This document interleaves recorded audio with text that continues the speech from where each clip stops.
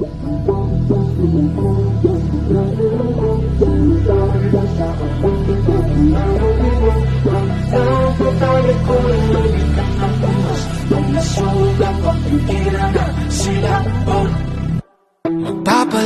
ba sa dilim o titingin sa mga bituin?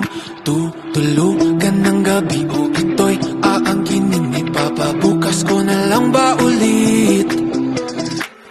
Siya na lang bang magdidikta ng aking pulso at paghingang? Di alam ang gagawin, lulubay, paharapin, tatakbo o dapat bang tiisin?